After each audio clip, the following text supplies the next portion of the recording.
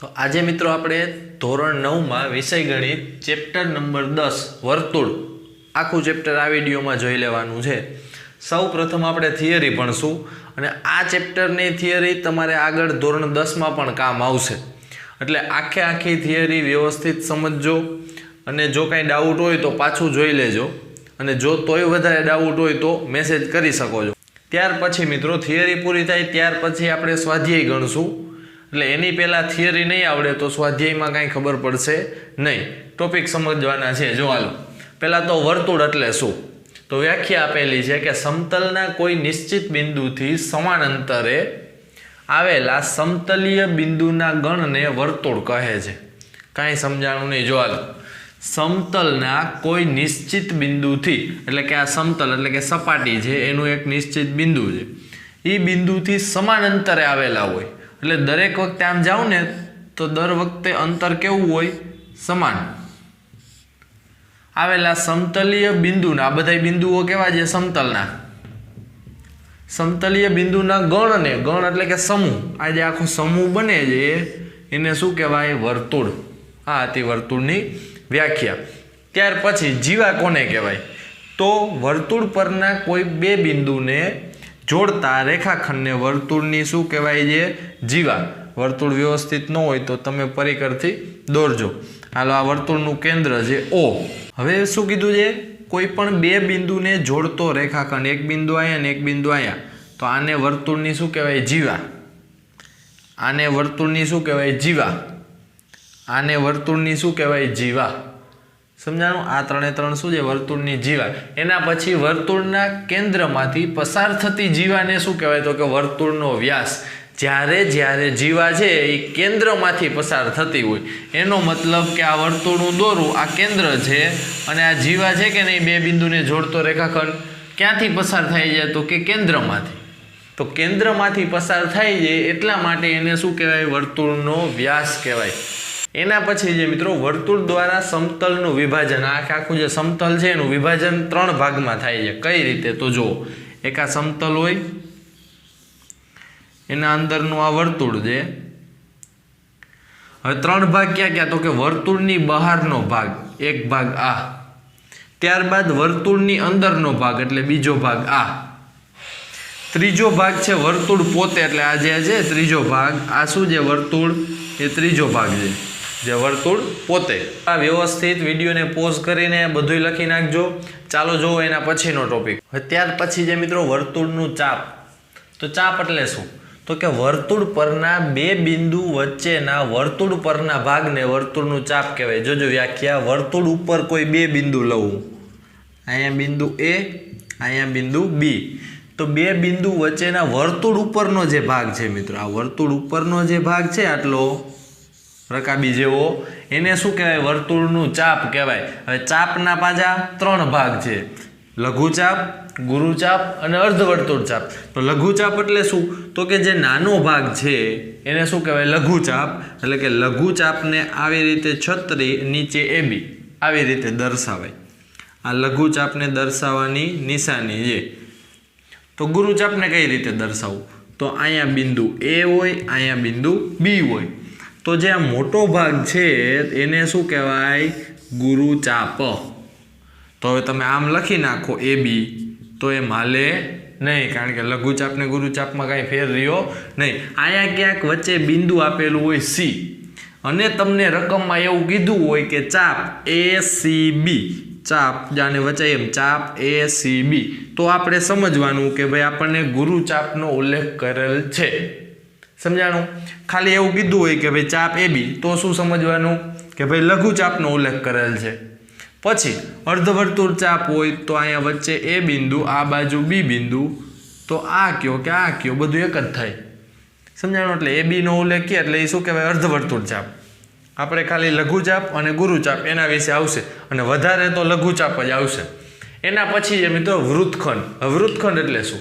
તો કે જીવા અને તેની ચાપ વચ્ચેના પ્રદેશને, જીવા અને તેની ચાપ, જીવા કોને કહેવાય? તો કે આ ચાપ કઈ? તો કે લઘુચાપ આવે ને ગુરુચાપ આવે।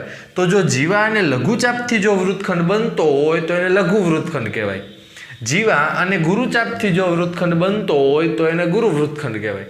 હવે જો પાછું આ જીવા છે એની જો આ લઘુચાપ વડે જો આ ભાગ બને છે તો આ જે આખો ભાગ છે એને લઘુ વૃત્તખંડ કહેવાય. શું કહેવાય? લઘુ વૃત્તખંડ. આમાં નિશાની બિશાની કાંઈ છે નહીં, ચોખ્ખું લખેલું જોઈ લઘુ વૃત્તખંડ આ છે. પછી ગુરુ વૃત્તખંડ તો કે જીવા અને ગુરુચાપથી બનતો એને શું કહેવાય? ગુરુ વૃત્તખંડ. આ ગુરુચાપ છે અને આ એની જીવા છે. ઉપરનો જે મોટો ભાગ છે એને શું કહેવાય? ગુરુ વૃત્તખંડ. હજી એના પછી એક ટોપિક બાકી છે એ જોવો. હવે એના પછી છે મિત્રો વૃત્તાંશ. તો કે ચાપ અને વર્તુળનું જે કેન્દ્ર છે ત્યાંથી ચાપના બે અંત્ય બિંદુને જોડતી બે ત્રિજ્યાઓ અને એની વચ્ચે જે વર્તુળાકાર પ્રદેશ છે એને શું કહેવાય? વૃત્તાંશ. પાછું સમજો, ચાપ અને વર્તુળના કેન્દ્રથી ચાપના જે બે અંત્ય બિંદુ છે ને ત્યાં જોડો એટલે શું બને? બે ત્રિજ્યા. એ બે ત્રિજ્યા અને ચાપ વચ્ચેનો જે ભાગ છે એ વર્તુળાકાર પ્રદેશ એને શું કહેવાય? વૃત્તાંશ. વૃત્તાંશના એ બે પ્રકાર, લઘુ વૃત્તાંશ અને ગુરુ વૃત્તાંશ. તો જો લઘુ ચાપ અને ત્રિજ્યાઓ દ્વારા જો બને છે તો એને લઘુ વૃત્તાંશ કહેવાય. જો ગુરુ ચાપ અને ત્રિજ્યાઓ દ્વારા આખો પ્રદેશ આવરી લે તો એને ગુરુ વૃત્તાંશ કહેવાય. સમજાણું? આ લઘુ વૃત્તાંશ છે અને આ શું છે? ગુરુ વૃત્તાંશ. પછી આવું આવે અડધો ભાગ જ હોય તો આને અર્ધવૃત્તીય પ્રદેશ કહેવાય. શું કહેવાય? અર્ધવૃત્તીય પ્રદેશ. બીજું અર્ધવૃત્તખંડ કહેવાય. આગળ આપણે શીખ્યા ને વૃત્તખંડ. કારણ કે અર્ધવૃત્તખંડ કયો કે અર્ધવૃત્તીય પ્રદેશ કયો બધું એક. એટલે સમજો આપણે કેટલી વસ્તુ જોઈ તો જો પહેલાં તો ચાપ. ચાપમાં લઘુચાપ, ગુરુચાપ અને અર્ધવર્તુળ ચાપ. ત્યાર પછી જોયું વૃત્તખંડ. તો કે વૃત્તખંડમાં લઘુ વૃત્તખંડ અને ગુરુ વૃત્તખંડ. ત્યાર પછી આપણે જોયું વૃત્તાંશ. એમાં લઘુ વૃત્તાંશ, ગુરુ વૃત્તાંશ. એક કઈ શબ્દ આડાહવરો ન થવો જોઈએ. જો થઈ ગયો તો માર્ક આડાહવરા થઈ જાય. અને હવે જો સ્વાધ્યાય 10.1 આમાં મિત્રો પહેલો પ્રશ્ન છે ખાલી જગ્યા પૂરો. વર્તુળનું કેન્દ્ર વર્તુળના ખાલી જગ્યા ભાગમાં. કેન્દ્ર ક્યાં હોય વર્તુળની? બારે હોય કે અંદર હોય? અંદર. તો અહીંયા ખાલી જગ્યામાં આવશે અંદર. જે બિંદુનું વર્તુળના કેન્દ્રથી અંતર તેની ત્રિજ્યા કરતાં વધુ હોય તો તે બિંદુ વર્તુળના ખાલી જગ્યા ભાગમાં આવેલું હોય. બહાર કે અંદર? આ વર્તુળ છે, આ એની ત્રિજ્યા છે. હવે કેન્દ્રથી અંતર ત્રિજ્યા કરતાંય વધુ હોય તો આ બધી એની ત્રિજ્યા જ કહેવાય. તો એના કરતાંય વધુ એટલે તો કે અહીંયા ક્યાંક બિંદુ છે. તો એ ક્યાં હોય? વર્તુળની અંદર હોય કે બહાર હોય? તો કે બહાર. 1 માર્ક માટે મોસ્ટ ટાઈમ બીજા આખું સ્વાધ્યાય પરીક્ષામાં 1 માર્કમાંથી પૂછાય. હાલો એના પછી વર્તુળની મોટામાં મોટી જીવા એ વર્તુળનો શું કહેવાય? વ્યાસ. જ્યારે ચાપના અંત્ય બિંદુએ વ્યાસના અંત્ય બિંદુ હોય તો તે ચાપ. જો આ વર્તુળ છે એની ચાપના અંત્ય બિંદુ આપણે લઘુચાપ દોરી. પહેલાં તો વ્યાસના અંત્ય બિંદુ લ્યો તો આ વ્યાસના અંત્ય બિંદુ અને એ ચાપના અંત્ય બિંદુ હોય. વ્યાસ અને ચાપ બેયના અંત્ય બિંદુ સમાન હોય તો એ ચાપ કઈ કહેવાય? તો કે અર્ધવર્તુળ ચાપ કહેવાય. કેવી ચાપ કહેવાય? અર્ધવર્તુળ ચાપ. કારણ કે જો આવી રીતે હોય તો લઘુચાપ થઈ જાય, આ ગુરુચાપ થઈ જાય. વ્યાસના અંત્ય બિંદુ ક્યારે હોય? અર્ધવર્તુળ ચાપ હોય ત્યારે જ. સમતલમાં આવેલું વર્તુળ તે સમતલના ખાલી જગ્યા ભાગ કરે. આપણે શરૂઆતમાં ઇન્ટ્રોડક્શનમાં જોયું હતું. આ સમતલ છે, આ વર્તુળ છે. બહારનો ભાગ, અંદરનો ભાગ અને વર્તુળ પોતે કેટલા ભાગ કરે છે? 3 ભાગ. વર્તુળનો વૃત્તખંડ એ વર્તુળના ચાપ અને ખાલી જગ્યા વચ્ચેનો પ્રદેશ છે. ચાપ અને વૃત્તખંડ એટલે આ છે આ એ ચાપ અને બીજું કોણ આવે? વ્યાસ અથવા તો જીવા. તો અહીંયા આપણે લખશું જીવા વચ્ચેનો પ્રદેશ છે. ચાલો જો એના પછીનો પ્રશ્ન. પ્રશ્ન નંબર 2 છે મિત્રો, ખરા ખોટા. કેન્દ્રને વર્તુળના કોઈ પણ બિંદુ સાથે જોડતો રેખાખંડ એને વર્તુળની ત્રિજ્યા કહેવાય. આ વર્તુળ છે એનું કેન્દ્રને વર્તુળ ઉપરના કોઈ પણ બિંદુ, જો કેન્દ્રને વર્તુળના કોઈ પણ બિંદુ સાથે જોડતો જે રેખાખંડ છે એને વર્તુળની ત્રિજ્યા કહેવાય. વિધાન કેવું છે? સાચું. કારણ શું? કારણ કે વ્યાખ્યા જ છે ને કે વર્તુળના કેન્દ્રથી વર્તુળ પરના કોઈ પણ બિંદુને જોડતો રેખાખંડ છે એને શું કહેવાય? વર્તુળની ત્રિજ્યા. પછી વર્તુળની સમાન જીવાની સંખ્યા શાંત હોય. શાંત એટલે પેન્સિલથી લખી નાખજો ચોક્કસ. એટલે વર્તુળ છે અહીંયા દોરું, એમાં એમ કહે છે કે જીવાની સંખ્યા ચોક્કસ હોય કે આપણે કહી દઈએ કે ભાઈ 5 જ જીવા તો 5 જ આવી શકે એવું ના, અસંખ્ય જીવા હોય, તમને આમ મજા આવે એમ દોરી શકો, સમજાણું? આવી ગમે એટલી જીવા તમે દોરી શકો. એટલે આ વિધાન કેવું છે? ખોટું. એ તેમ પૂછે કે વર્તુળના વ્યાસ છે એની સંખ્યા શાંત હોય, ના, વ્યાસય તમે અસંખ્ય દોરી શકો. આ વર્તુળ છે, આ એના કેન્દ્રમાંથી પસાર થતો વ્યાસ, આ તમે આમ અસંખ્ય દોરી શકો, સમજાણું? એટલે કેન્દ્રમાંથી વ્યાસ અને જીવા એની સંખ્યા કેવી છે? અસંખ્ય. જો વર્તુળને 3 સમાન ભાગમાં સમાન ચાપમાં વિભાજિત કરવામાં આવે તો દરેક ચાપ ગુરુચાપ છે. એટલે કે આ વર્તુળ છે એમાં કેટલા ભાગમાં વિભાજિત? 3 સમાન ચાપ. એટલે કે એક આ ભાગ, 3 ગુરુચાપ તો પેલા બને. ગુરુચાપ વર્તુળમાં કેટલી બની શકે? એક જ બને, પણ લઘુચાપ 3 બને. કઈ રીતે? જોજો. એક અહીંથી આટલું, અહીંથી આટલું, અહીંથી આટલું. જો બ્લેક માર્કરથી લખું છું. એક આ લઘુચાપ કહેવાય, આ લઘુચાપ કહેવાય, આ લઘુચાપ કહેવાય. 3 લઘુચાપ હોય પણ ક્યારેય ગુરુચાપ હોય ન હોય. એટલે આ વિધાન કેવું છે? ખોટું. હાલો એના પછી વર્તુળની જીવા કે જેની લંબાઈ ત્રિજ્યાથી બમણી છે તો એને વર્તુળનો વ્યાસ કહેવાય. વિધાન કેવું છે? સાચું. કારણ શું? કારણ કે આ વર્તુળ છે એની જીવા કે જેની લંબાઈ ત્રિજ્યાથી બમણું કેનું હોય? તો કે વ્યાસ. તો એ બરોબર જ છે. એના પછી જીવા અને તેને સંગત ચાપ છે એની વચ્ચેના પ્રદેશને જીવા અને તેની ચાપ, એટલે કે આ અથવા તો ઉપરનો, એના વચ્ચેના પ્રદેશને વૃત્તાંશ કહેવાય. સાચું છે? ના, આને શું કહેવાય? વૃત્તખંડ કહેવાય. શું કહેવાય? વૃત્તખંડ. એટલે કારણમાં તમે લખી શકો કે ચાપ અને જીવા વચ્ચેના પ્રદેશને વૃત્તખંડ કહેવાય. વર્તુળે સમતલીય આકૃતિ છે. આ ખોટું છે. વર્તુળે કેવી સમતલીય આકૃતિ છે? આ વિધાન સાચું છે. કારણ શું? વ્યાખ્યા આપણે વર્તુળમાં જોયું. શું? તો કે સમતલ પરના કોઈ પણ બિંદુથી સમાન અંતરે જે બિંદુઓનો સમૂહ આવેલો છે એને શું કહેવાય? વર્તુળ. એટલે વર્તુળ જે સમતલીય આકૃતિ છે, એટલે સમતલની અંદર આવેલી છે. એટલે આ વિધાન સાચું છે. હવે જુઓ થોડીક થિયરી. એના પછી મિત્રો વર્તુળની જીવાએ આંતરેલા ખૂણા. આવો તમને કહે કે જીવાએ આયા આંતરેલો ખૂણો છે, તો આંતરેલા ખૂણા એટલે શું? જો હાલો તો એક આ વર્તુળ દોર્યું, એની મેં એક આ જીવા દોરેલી છે. હવે જીવામાં તમે જોશો ને તો મેં 2 ખૂણાય બનાવેલા છે. કયા ખૂણા છે? એ પી બી. ખૂણો એ પી બી. બીજો ખૂણો છે એ ક્યુ બી. ખૂણો એ ક્યુ બી. હવે રકમમાં એમ કીધું હોય કે જીવાએ લઘુચાપ ઉપર આંતરેલા ખૂણા. ક્યાં આંતરેલા હોય? લઘુચાપ ઉપર, તો ખૂણો એપીબી આવે. જો ગુરુચાપ ઉપર આંતરેલો ખૂણો હોય તો એક્યુબી આવે. અને એવું કીધેલું હોય કે કેન્દ્ર આગળ આંતરેલા ખૂણા તો એઓબી આવે. ખૂણો એઓબી આ કયો? તો કે લઘુચાપ આગળ આંતરેલ ખૂણો. એવું વ્યવસ્થિત લખજો. આ કયો? તો કે ગુરુચાપ આગળ આંતરેલ ખૂણો. આ કયો ખૂણો? તો કે કેન્દ્ર આગળ આંતરેલ ખૂણો. વ્યવસ્થિત લખી નાખજો. ત્યાર પછી પ્રમેય છે 10.1. એ કંઈની સાબિતી નથી જોવાની, આપણે એમણે સમજી લઈજો. એકબીજાના પ્રતીપ પ્રમેય છે.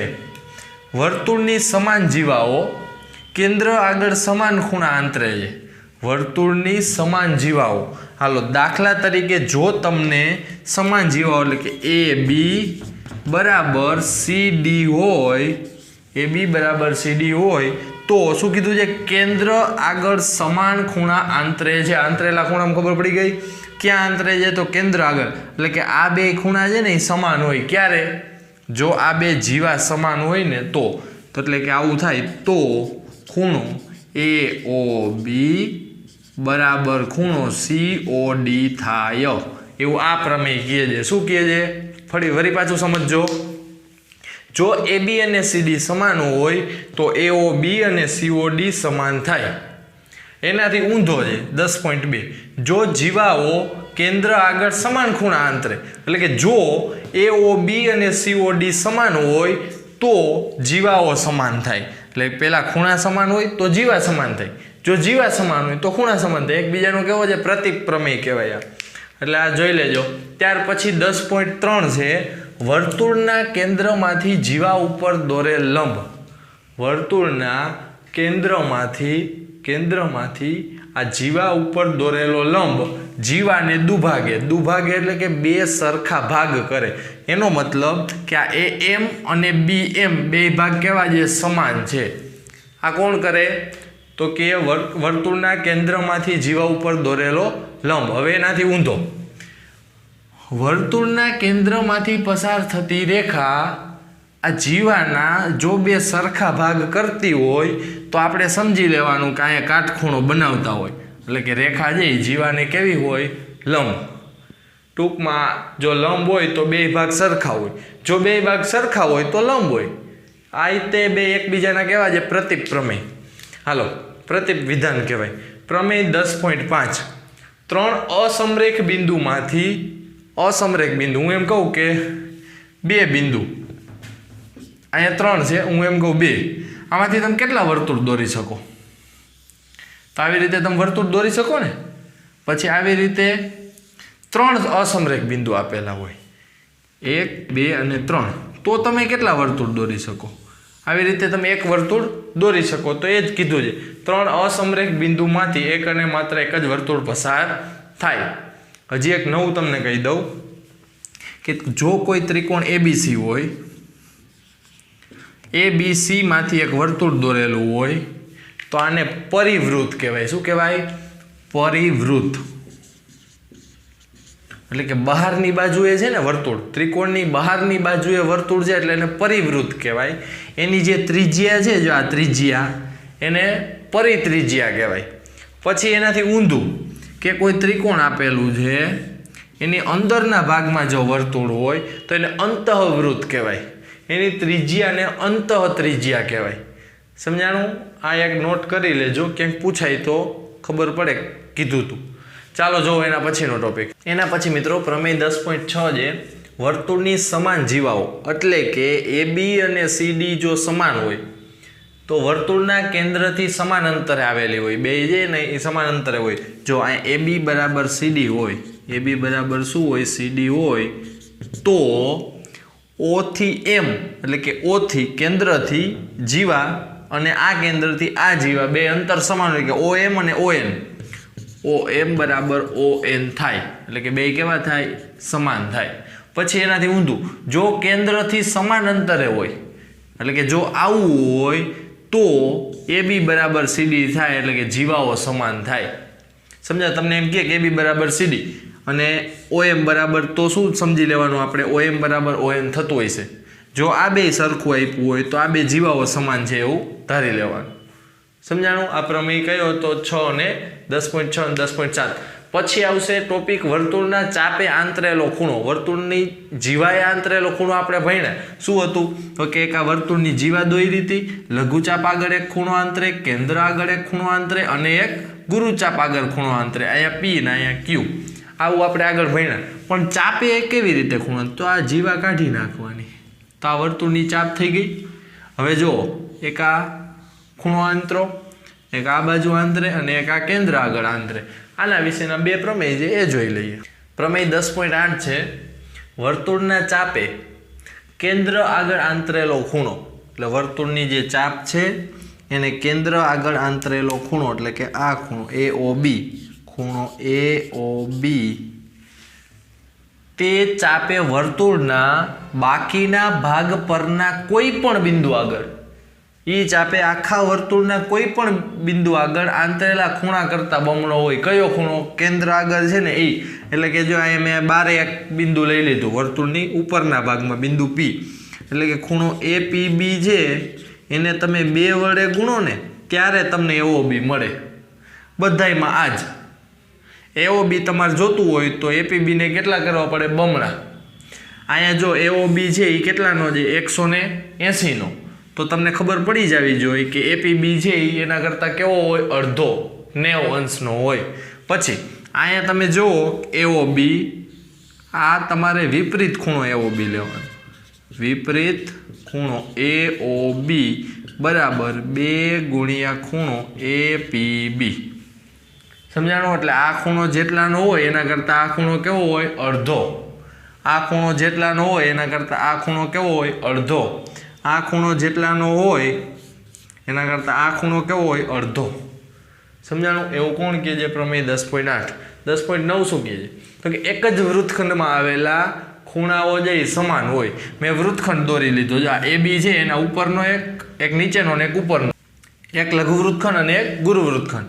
તો ગુરુ વૃત્તખંડમાં બે ખૂણા બનાવ્યા, APB, AQB.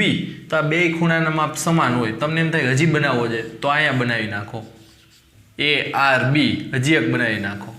આ ઉપરના ભાગમાં જેટલા ખૂણા બને એ બધા ખૂણા સમાન. એવી જ રીતે નીચેના ભાગમાં જેટલા ખૂણા બને ને એ બધા સમાન હોય. સમજાણું? કોઈ પણ એક જ વૃત્તખંડમાં આવેલા હોય તો એ બધા ખૂણા કેવા હોય સમાન. એવું કોણ કહે છે? 10.9. હજી થિયરી બાકી છે એ જોઈ લ્યો. એના પછી છે મિત્રો ચક્રીય ચતુષ્કોણ. તો કે જે ચતુષ્કોણના બધા જ શિરોબિંદુ એક જ વર્તુળ ઉપર આવેલા હોય, જે ચતુષ્કોણ છે એના બધા શિરોબિંદુ ક્યાં આવેલા હોય? વર્તુળ ઉપર. તો તે ચતુષ્કોણને ચક્રીય ચતુષ્કોણ કહેવાય. હાલો છે આ પ્રકારના જે કંઈ ચતુષ્કોણ હોય એને કેવા કહેવાય? ચક્રીય ચતુષ્કોણ. પ્રમેય 10.11 છે ચક્રીય ચતુષ્કોણના સામસામેના ખૂણાની, ચક્રીય ચતુષ્કોણમાં સામસામેના ખૂણાની એટલે કે ખૂણો A અને ખૂણો C, પછી ખૂણો B અને ખૂણો D, સામસામેના ખૂણાની પ્રત્યેક જોડના ખૂણાનો, આ બે જોડ થઈ એનો સરવાળો છે ને 180 થતો હોય. એટલે A અને C નો સરવાળો 180 થતો હોય, B અને D નો સરવાળો 180 થતો હોય. આપણે અત્યાર સુધી તો એવું ભણ્યા કે ચતુષ્કોણ હોય એમાં સામસામેના ખૂણા કાં તો સમાન હોય, જો સમાંતર બાજુ ચતુષ્કોણ હોય તો. એવી રીતે જો ચક્રીય ચતુષ્કોણ હોય તો સામસામેના ખૂણાનો સરવાળો 180 થાય. સમજાણું? જા B અને D નો સરવાળો કેટલો થતો હોય? 180. ત્યાર પછી પ્રમેય 10.12 છે જો ચતુષ્કોણના સામસામેના ખૂણાની જોડનો સરવાળો 180 થતો હોય, કોઈ પણ ચતુષ્કોણ હોય તો તે ચક્રીય ચતુષ્કોણ હોય. પ્રતીપ વિધાન છે. અહીંયા આપણે આખી થિયરી ચેપ્ટરની જેટલી થિયરી છે બધી પૂરી. હવે જુઓ સ્વાધ્યાય. હવે જો સ્વાધ્યાય 10.4 પહેલો દાખલો છે. રકમ છે ને એના કરતાં આકૃતિ થોડીક અઘરી છે. કઈ રીતે દોરવી? જો 5 સેમી અને 3 સેમી ત્રિજ્યાવાળા બે વર્તુળો છે. એ બે વર્તુળ તમે આમ દોરો તો એકબીજાને છેદે છે. કયા બિંદુમાં? તો કે બે બિંદુમાં છેદે છે. તો મેં બે વર્તુળ દોર્યા, એક મોટું વર્તુળ દોર્યું, એક નાનું વર્તુળ. પણ તમે પહેલી જ વાર જોશો ને તો બે વર્તુળ સરખા દોરો અને આવી રીતે AB લખી નાખશો તો દાખલાની આકૃતિ થશે નહીં. એટલે પહેલાં બે વર્તુળ દોરવાના, બે બિંદુમાં છેદે છે અને તેમના કેન્દ્ર વચ્ચેનું અંતર, એટલે કે આનું કેન્દ્ર O હોય, આનું કેન્દ્ર P હોય તો O થી જે P છે એ કેટલા સેમી છે? 4 સેમી. સામાન્ય જીવાની લંબાઈ તમારે શોધવાની, એટલે કે આ જે એને જીવા કહેવાય. આ મોટા વર્તુળની જીવા આવડી, આ નાના વર્તુળનો તો વ્યાસય આ અને જીવાય આ બધું એક જ છે. એટલે બે બીજી કંઈ સામાન્ય જીવા છે નહીં કે જે જીવા બેયમાં હોય. P કેન્દ્રવાળા વર્તુળમાં હોવી જોઈએ અને O કેન્દ્રવાળા વર્તુળમાં હોવી જોઈએ. હવે દાખલો કેમ ગણવો? હવે જોશો ને તમે તો બે કેન્દ્ર વચ્ચેની લંબાઈ કેટલી? 4 સેમી. તો AB છે એ સામાન્ય જીવા છે. પછી કેન્દ્ર વચ્ચેનું અંતર એટલે કે OP બરાબર 4 સેમી. પછી આ નાનું વર્તુળ છે એમાં P થી A એટલે એની ત્રિજ્યા કહેવાય કે ન કહેવાય? તો P થી A એટલે કે AP કેટલું છે? તો કે 3 સેમી. પછી O થી A સુધી આ મોટા વર્તુળની ત્રિજ્યા કહેવાય 5 સેમી. તો OA બરાબર 5 સેમી. હવે ત્રિકોણ OAP માટે પાયથાગોરસનો પ્રમેય મૂકવાનો. પાયથાગોરસનો પ્રમેય શું કહે છે? તો કે ખૂણો બનાવતી બે બાજુના વર્ગનો સરવાળો બરાબર કર્ણનો વર્ગ, એટલે કે OA નો વર્ગ બરાબર OP નો વર્ગ વત્તા AP નો વર્ગ. AO નો વર્ગ એટલે કેટલું થાય? તો કે 5 નો વર્ગ. OP એટલે 4 નો વર્ગ. AP એટલે 3 નો વર્ગ. ચોકે ચોકે 16, 3 તેરી 9, પચું 25, બે સરખું આવ્યું. તો એનો મતલબ કે ત્રિકોણ છે આ APO અથવા OAP એ કાટકોણ ત્રિકોણ છે. કેવું છે? કાટકોણ ત્રિકોણ. હવે આમાં આપણે દોર્યું એ રીતે એટલે તમને ખબર પડી જાય કાટકોણ ત્રિકોણ, પણ આમાં ક્યાંય ઉલ્લેખ છે નહીં એટલે તમારે સાબિત કરવું પડે. સમજાણું? આ બધાય દાખલા આવા જ હશે, થોડાક ગોટે ચડાવે એવા. આમાં તમને એમ થાય કે આમાં તો ખબર જ પડી જાય છે કાટકોણ ત્રિકોણ, તો સાબિત શા માટે કર્યું? પણ આમાં ક્યાંય એવું લખેલું છે કાટકોણ ત્રિકોણનું? એટલા માટે આપણે પહેલાં સાબિત કરવાનું, અને સાબિત થઈ જાય પછી એના ઉપરથી તમે એવું કહી શકો કે ભાઈ OP છે એ AB ઉપરનો લંબ છે. ઓપી છે એ બી ઉપરનો લંબ છે પ્રમેય 10.3 યાદ કરો જ્યારે જ્યારે જીવા ઉપર જો લંબ દોરેલો હોય તો જીવા છે એના બે ભાગ પડે એનો મતલબ કે એપી અને પીબી બે કહેવાય છે સરખા ત્યાં લખ્યું તેથી ઓ એ બીને દુભાગે છે દુભાગે એટલે કે બે સરખા ભાગ કરે છે એનો મતલબ કે એ બી તમારે જોતું હોય તો આના કેટલા કરી દેવાના ડબલ કારણ કે બે ભાગ સરખા I3 3 ને 3 6 3 દુ 6 સમજાણું આ 3 થી 4 વાર પ્રેક્ટિસ કરજો દાખલામાં કાંઈ છે નહીં આકૃતિ થોડીક ઓલી છે વ્યવસ્થિત જોઈ લેજો ચાલો જો એના પછીનો દાખલો જો હાલો પાંચમો દાખલો છે 5 સેમી ત્રિજ્યાવાળું એક વર્તુળ દોરવાનું રેશમા સલમા અને મનદીપ એ વર્તુળ ઉપર ઊભા છે તો મેં RS અને એમ લખી નાખ્યું રેશમા સલમા અને મનદીપ હાલો રેશમા દડાને સલમા તરફ ફેંકે છે આ અહીંયા ફેંકે છે સલમા મનદીપ તરફ એટલે કે આ અહીંયા ફેંકે છે મનદીપ રેશમા તરફ એટલે કે આ પાછો અહીંયા ફેંકે છે જો રેશમા સલમા અને સલમા અને મનદીપ વચ્ચેનું અંતર 6 મીટર હોય એટલે કે R થી S 6 મીટર S થી M 6 મીટર જો તો રેશમા અને મનદીપ એટલે કે R થી M વચ્ચેનું આપણે RM શોધવાનું છે શું શોધવાનું છે RM હવે ધ્યાન અહીંયા દાખલો થોડોક અઘરો છે વ્યવસ્થિત ધ્યાન આપશો તો જ આવડશે સૌ પ્રથમ તો આપણે અહીંયા આટલું આકૃતિ થશે જો આ વર્તુળ અહીંયા R અહીંયા S અહીંયા M આ અહીંયા ફેંકે છે આ અહીંયા ફેંકે છે અને આ અહીંયા ફેંકે છે આટલું જ છે ને રકમ આટલું જ કીધું છે બીજું એવું કીધું કે ત્રિજ્યા 5 મીટર તો આ 5 મીટર આ 5 મીટર આ 6 મીટર આ 6 મીટર આટલી આકૃતિ થઈ ત્યાર પછી આ કેન્દ્રથી અહીંયા ત્રિજ્યા થાય કે ન થાય આ કેટલા મીટર થાય 5 મીટર એટલે મેં એ દોર્યું હાલો આવું થયું હવે તમે ધ્યાનથી જોતા ચતુષ્કોણ ORSM આ બે 5 મીટર આ બે 6 મીટર કયો ચતુષ્કોણ કહેવાય ચતુષ્કોણના પ્રકારમાં આપણે જોયું 8મામાં તમારે આવી ગયું છે પેલી ઉપરની બે બાજુ સમાન હોય નીચેની બે બાજુ સમાન હોય તો પતંગાકાર ચતુષ્કોણ હોય અને જો પતંગાકાર ચતુષ્કોણ હોય તો એના જે વિકર્ણ છે એ પરસ્પર કાટખૂણે દુભાગતા હોય તો જો અહીંયા લખ્યું કે આ બે બાજુ 5 મીટર આ બે બાજુ 6 મીટર એટલે કે ઉપરની અને નીચેની હવે તો ચતુષ્કોણ ORSM પતંગાકાર ચતુષ્કોણ છે તેથી OSRM ઉપરનો લંબ છે આપણે OA જ લખ્યું છે અહીંયા શું આવે OS RM ઉપરનો શું છે લંબ એટલે RAO કેટલાનો થાય ખૂણો RAO 90°નો ખૂણો RAO 90°નો થાય બીજું શું ખબર પડે હવે દુભાગતા હોય તો R થી A અને A થી M બે સમાન થાય કે ન થાય તો મારે RM જોઈએ શું જોઈએ RM તો RM બરાબર 2 ગુણ્યા RA એટલે કે RA ના કેટલા કરી દો ડબલ તો એની પહેલાં તો આપણે RA તો જોઈ કે નહીં તો હવે આપણી સિસ્ટમ એ દાખલા ગણવાની કે આપણે ગમે એમ કરીને RA શોધવાનું હવે ધ્યાન અહીંયા આ RA છે ખાલી આ ત્રિકોણ ઉપાડો તો ORS જો આ ત્રિકોણ અહીંયા દોરું અહીંયા દોર નાખું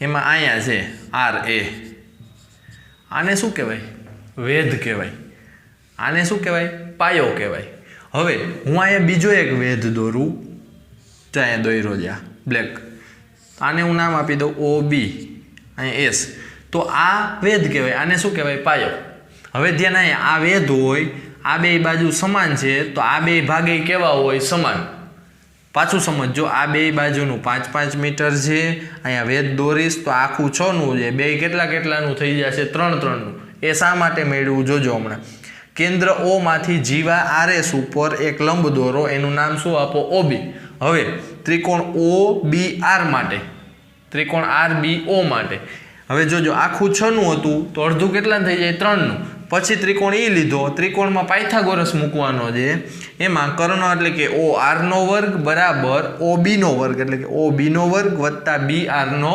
વર્ગ અથવા તો RB નો વર્ગ OR એટલે શું તો કે ત્રિજ્યા કેટલી છે 5 એટલે 5 નો વર્ગ બરાબર OB એટલે આ વેધ જ્યાં છે ને એ તો આપણે જોઈ છે હવે OB નો વર્ગ વત્તા RB એટલે કે અડધું આખું 6નું હતું અડધું કેટલાનું હોય 3નું આપણે અહીંયા ગોઈતું 3 નો વર્ગ 9 આ બાજુ આવે તો માઇનસ 5 નો વર્ગ 25 માં 9 જાય 16 વર્ગ આ બાજુ આવે તો વર્ગમૂળ 16 નું વર્ગમૂળ 4 હવે આ મળી ગયું આપણને 4 મીટર હવે પાછું ધ્યાન અહીંયા હવે ત્રિકોણનું ક્ષેત્રફળ મળી જશે કઈ ઉપરથી તો કે વેધ ગુણ્યા પાયો પાયો ગુણ્યા વેધ કરો એટલે ત્રિકોણનું ક્ષેત્રફળ મળી જાય. તો ત્રિકોણ ORS નું ક્ષેત્રફળ બરાબર 1/2 ગુણ્યા પાયો ગુણ્યા વેધ. હાલો 2 પાયા અને 2 વેધ છે. પાછું સમજજો, ત્રિકોણમાં એક આ પાયો છે ને આ પાયો છે, એક આ વેધ છે ને આ વેધ છે. તો હવે જો આ વેધ લખું તો એની હારે પાયો કયો થાય? આ. તો મેં લખ્યું 1/2 ગુણ્યા OB ગુણ્યા RS વળી પાછું બરાબર 1/2 ગુણ્યા AR ગુણ્યા OS, AR ગુણ્યા OS. બે ત્રિકોણ તો એક જ છે તો એનું ક્ષેત્રફળ કેવું હોય? સમાન જ હોય. એટલે મેં બરાબર લખ્યું. એટલે 1/2 ઉડી જાય. હવે બધાયની કિંમત મૂકી દો. હાલો OB બરાબર કેટલા મળ્યા? 4. RS બરાબર કેટલા છે? 6 મીટર. OS બરાબર ક્યાં છે? O થી S ત્રિજ્યા કેટલી છે? 5 મીટર. AR આપણે શોધવાનું છે, કીધું ને આપણે RA શોધવાનું છે. તો RA શોધવું હોય તો 6 ચોક 24/5 4.8 ભાગાકાર કરજો તમે. હવે અહીંયા આમાં કિંમત મૂકી દો. RM બરાબર 2 ગુણ્યા RA 2 ગુણ્યા 4.8 એટલે 9.6 મીટર. એટલે વ્યવસ્થિત ન સમજાય તો હજી એકવાર વિડીયો જોઈ લેજો.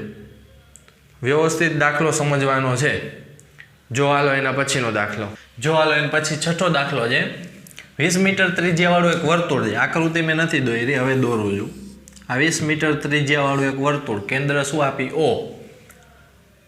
અંકુર, સૈયદ અને ડેવિડ દરેક પોતાના હાથમાં ટેલિફોન ઉપર વાત કરવા માટે વર્તુળ ઉપર સરખા અંતરે ઊભા છે. સરખા અંતરે કે અહીંયા હું ઊભો રાખી દઉં અંકુરને, અહીંયા હું ઊભો રાખી દઉં સૈયદને, અહીંયા ઊભો રાખી દઉં હું ડેવિડને. અહીંથી આ 3 કેવા છે? સરખા અંતરે. એટલે કે આ બાજુનું માપ, જીવાનું માપ અને આ જીવા 3 જીવા કેવી છે? સમાન.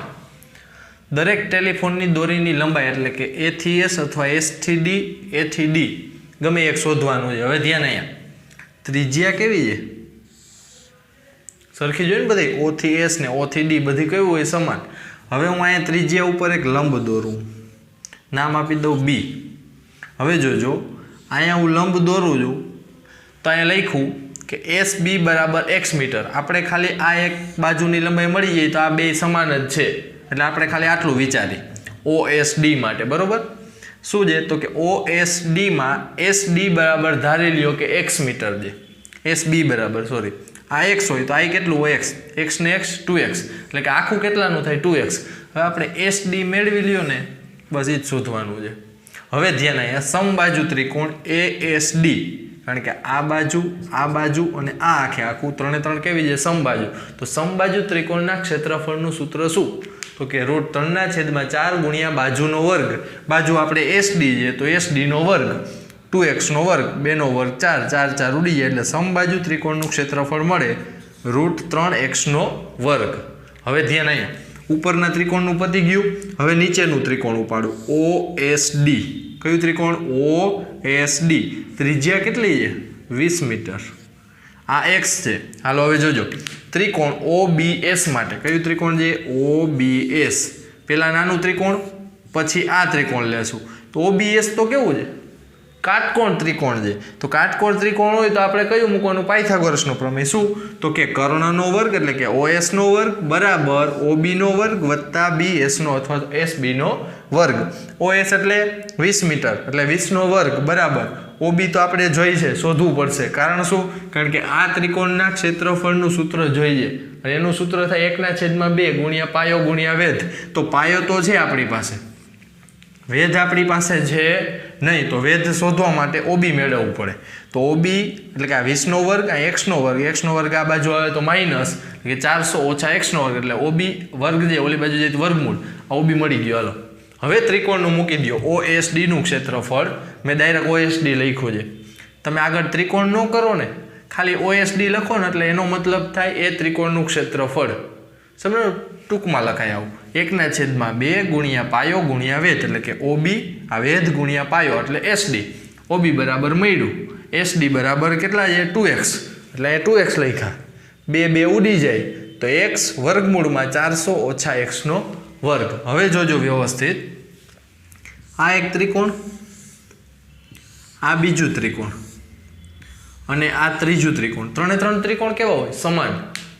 એકરૂપ જ છે ને, કારણ કે એક આ બાજુ આ બાજુ આ બાજુ ત્રણેયમાં સમાન, આ ત્રિજ્યા ત્રણેયમાં સમાન, તો આ ત્રણ ત્રિકોણ કેવા હોય? સમાન. એટલે કે ત્રણેયનો જો તમે સરવાળો કરી દો ને તો તમને આખું મોટું ત્રિકોણ મળી જાય. તો હવે મેં એ જ લખ્યું ASD નું ક્ષેત્રફળ બરાબર OAS નું OSD નું OAD નું OS OSD અને OAD.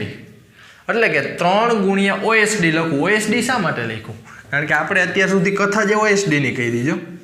આપણે ક્ષેત્રફળ કોનું મળ્યું છે? OSD નું. એટલા માટે 3 ગુણ્યા OSD કર્યું. જો તમને OAS નું કે OAD નું હોત તો આ આપણે એ લખત છે ત્રણે ત્રણના સમાન. હાલો, OSD બરાબર શું છે? તો કે x વર્ગમૂળમાં 400 ઓછા x નો વર્ગ. ASD બરાબર પહેલા મળ્યું હતું √3 x નો વર્ગ. અહીંથી દાખલો અઘરો છે. જો હાલો કેમ કરવું. √3 ને ઓલી બાજુ મોકલું છેદમાં √3 ગુણ્યા √3 કેવા થઈ જાય? 3, કારણ કે √3 નો વર્ગ 3. હવે આવું વધ્યું એ મેં લખ્યું x નો વર્ગ હતો ને એમાંથી ખાલી x ને જ એ બાજુ મોકલો, એટલે કે x ઉડી જાય ને એટલા માટે. હવે આવું વધ્યું √3 વર્ગમૂળમાં 400 ઓછા x નો વર્ગ, એટલે કે આખું વર્ગમૂળમાં છે ટૂંકમાં. હવે વર્ગમૂળને આ બાજુ લઈ આવું તો શું થઈ જાય? વર્ગ થઈ જાય. એટલે કે x નો વર્ગ બરાબર 1200, એટલે કે 4 તેરી 1200 ઓછા 3 ગુણ્યા x નો વર્ગ એટલે 3x નો વર્ગ. આ માઇનસ છે, આ બાજુ આવે તો પ્લસ. 3 ને 1 4x નો વર્ગ. 4 મેં ડાયરેક્ટ છેદમાં જવા દીધા જગ્યાના અભાવે.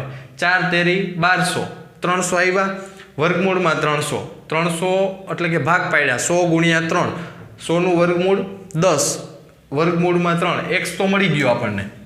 પણ આપણે SD એટલે કે બાજુની લંબાઈ જોઈ છે, તો હવે આ લખાઈ જાય પછી આ લખજો SD બરાબર 2 ગુણ્યા x 2 ગુણ્યા 10√3 10 દુ 20√3 મીટર. આ તમારી ટેલિફોનની દોરીની લંબાઈ મળી ગઈ. અહીંયા સુધી દાખલો સહેલો છે. અહીંથી આ કેમ સાદુરૂપ આપ્યું ને એક વ્યવસ્થિત જોઈ લેજો. હવે જો એના પછીનું સ્વાધ્યાય. હાલો, સ્વાધ્યાય 10.5 નો મિત્રો પહેલો દાખલો છે.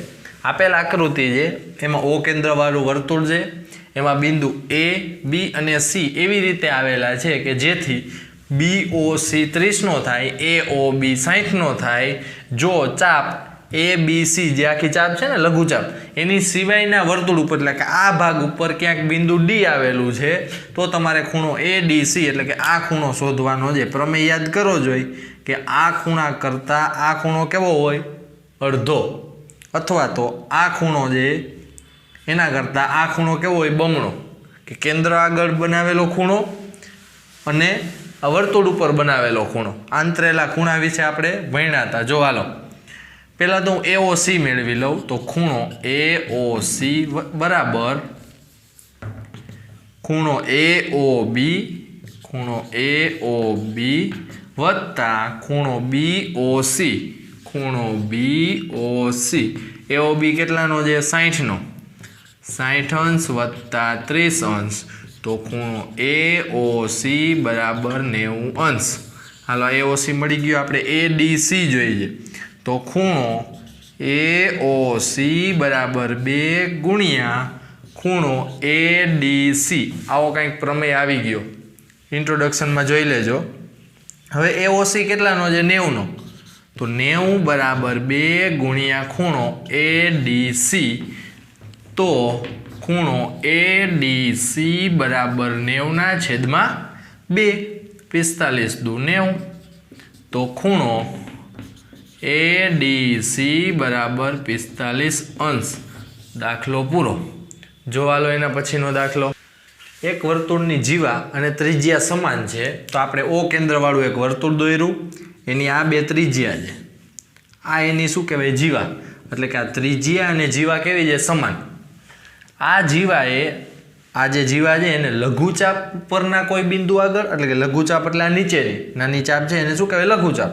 એના આગળ એક આંતરેલો ખૂણો છે ત્યાં મેં D નામ આપ્યું. પછી ગુરુચાપ એટલે કે ઉપરની જે ચાપ છે ત્યાં પણ કોઈક બિંદુ આગળ આંતરે છે ખૂણો, તો ત્યાં આપણે શું નામ આપ્યું? C. હવે આપણે એક આ ખૂણો શોધવાનો છે અને એક આ ખૂણો શોધવાનો છે.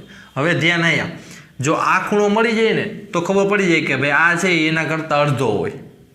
પછી આ અને આ ચક્રીય ચતુષ્કોણ છે તો આપણે એવો પ્રમેય ભણી ગયા કે ભાઈ ચક્રીય ચતુષ્કોણના સામસામેના ખૂણાનો સરવાળો 180 થાય.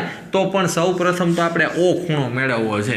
તો હવે ધ્યાન અહીંયા ओ ए बराबर ओ बी आ त्रिज्या है અને જીવા એટલે કે AB ત્રણે ત્રણ કેવું છે સમાન આવું રકમમાં કીધું છે તેથી ત્રિકોણ AOB સમબાજુ ત્રિકોણ છે હાલો સમબાજુ ત્રિકોણ હોય તો ત્રણેય ખૂણાનો સરવાળો કેટલો 180 એટલે કે ખૂણો A વત્તા ખૂણો O વત્તા ખૂણો B બરાબર 180 તો આપણે O ખૂણો જોઈએ તો AB ત્રણે ત્રણ કેવા છે સમાન કારણ કે બાજુ ત્રણે ત્રણ સમાન છે એટલે ખૂણો O વત્તા ખૂણો O વત્તા ખૂણો O બરાબર 180 આ શું કર્યું એની જગ્યાએ O મૂક્યું બીની જગ્યાએ O મૂક્યું તો 3 વાર ખૂણો O બરાબર 180 ખૂણો O બરાબર 180 ના છેદમાં 3 ખૂણો આખું નામ લખાવો